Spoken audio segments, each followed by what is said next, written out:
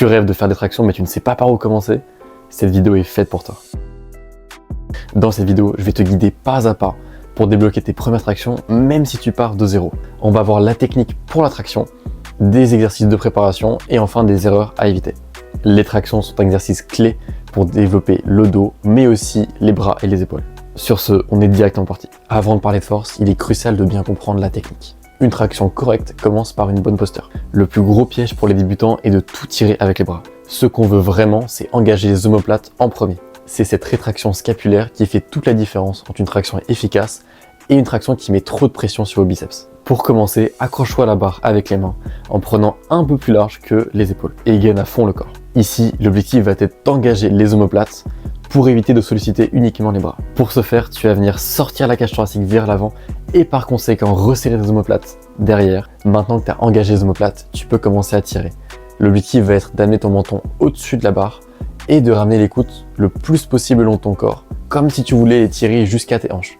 Ça va te permettre de plus facilement impliquer le dos. Et ainsi, tu as la trajectoire parfaite pour réaliser une traction qui recrute principalement le dos. La descente est tout aussi importante que la montée, c'est ce qu'on appelle la négative du mouvement. Elle permet de développer un maximum de force et de contrôle musculaire. Et c'est pour ça que par la suite, vous allez voir qu'on va beaucoup l'utiliser pour apprendre nos premières tractions. Mais bref, reprenons la descente. Donc tu vas descendre lentement en gardant tes omoplates engagées jusqu'à ce que tu loques complètement tes coudes en bas de la traction. Alors ici, le tout premier exo dont on va parler quand on parle de pull, c'est les tractions australiennes. C'est la toute première variation que tu peux commencer à travailler pour commencer à renforcer les muscles de ton dos et les préparer à des potentielles tractions. Pour la technique, tu vas venir te poser en dessous d'une barre basse, tu vas gainer tout ton corps et l'objectif, ça va être, comme pour les tractions, de te tracter jusqu'en haut de la barre.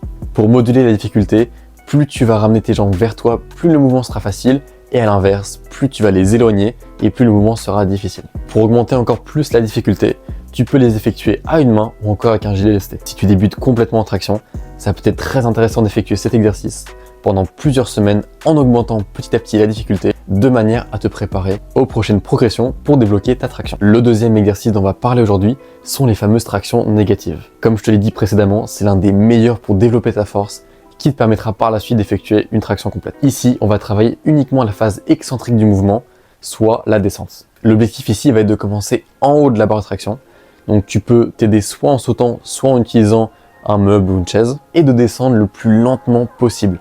Plus tu retiens la descente et plus l'exercice sera efficace. Tu peux répéter ce mouvement sur 3 à 5 séries d'environ 5 répétitions au début. Progressivement, tu pourras augmenter la durée de la descente pour en augmenter évidemment la difficulté. Tout comme pour la traction classique, l'objectif ici, ça va être que tu engages le plus possible tes omoplates. Plus tu arriveras à le faire et plus ton dos pourra supporter ton poids et donc progresser plus facilement. La troisième progression dont on va parler aujourd'hui sont les tractions avec élastique. L'élastique est un outil fantastique qui peut te permettre d'effectuer tes premières tractions tout en te délaissant un petit peu de ton poids. Plus l'élastique est épais, plus il t'aide. Commence avec un élastique épais et petit à petit diminue la charge de l'élastique pour augmenter la difficulté et par conséquent pour augmenter la prise de force. Alors pour ce faire, viens placer l'élastique sur la barre en faisant le nœud que tu vois ci-dessous. Place tes pieds ou tes genoux dans la boucle et tire comme si tu faisais une traction normale. Profites-en d'être délesté d'un petit peu de poids pour effectuer la traction la plus clean possible et engager le plus possible le dos et les omoplates. Pour savoir quand tu dois changer d'élastique, dis-toi qu'il faut au moins que tu atteignes 8 à 10 répétitions avec un 10 élastique pour passer à la progression plus difficile. Et tu peux aussi évidemment utiliser les élastiques pour tes négatives si tu n'arrives pas encore à les faire au poids du corps. La dernière progression pour aller débloquer ta première traction est le dead hang, ou en français la suspension scapulaire. Ça va tout simplement être le fait de rester suspendu à la barre. Bien que cet exo puisse paraître simple au premier abord, c'est souvent le grip qui lâche en premier avant les muscles quand on fait des séries de traction. C'est pour ça qu'il est très important de renforcer ce point-ci et tu peux aussi mixer ça avec des scapulaires rétraction. Tu sais, je t'avais dit au début que tu dois engager tes omoplates. C'est l'occasion de venir faire ces scapulaires. Tu vas simplement effectuer ce mouvement de rétraction scapulaire et ensuite relâcher la tension. Et ainsi, tu peux effectuer plusieurs répétitions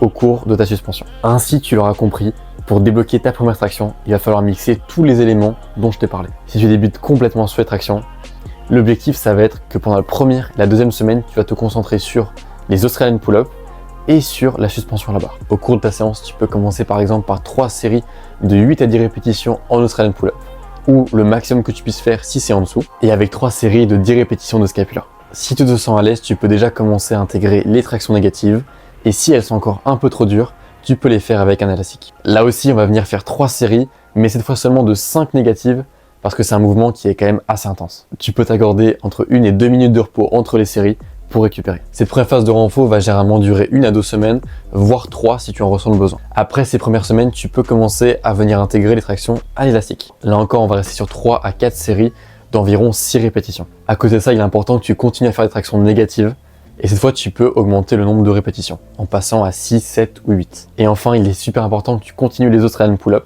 là aussi encore en augmentant les séries ou les répétitions, pour continuer à avoir un renfort qui est optimal. Et ainsi de suite, petit à petit, au fil des semaines, tu vas commencer à gagner en force, à avoir moins besoin d'assistance sur tes élastiques, donc par conséquent, à augmenter la difficulté, et petit à petit, tu seras capable de commencer à réaliser tes premières tractions. Le mot d'ordre ici, ça va être la surcharge progressive.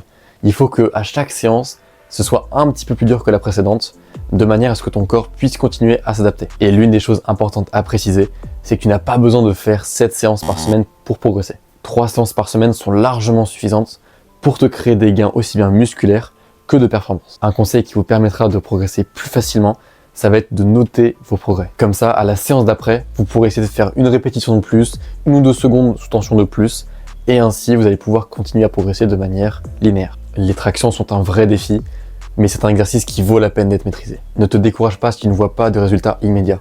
Chacun est différent, chacun progresse de manière différente, à une vitesse différente. Par conséquent, la chose la plus importante, c'est que tu sois régulier dans tes entraînements. Si cette vidéo t'a plu, n'hésite pas à mettre un like, à t'abonner pour voir plus de contenu sur le street et à me dire en commentaire où est-ce que tu en es en termes de traction. Sur ce, j'ai hâte de te retrouver pour une prochaine vidéo.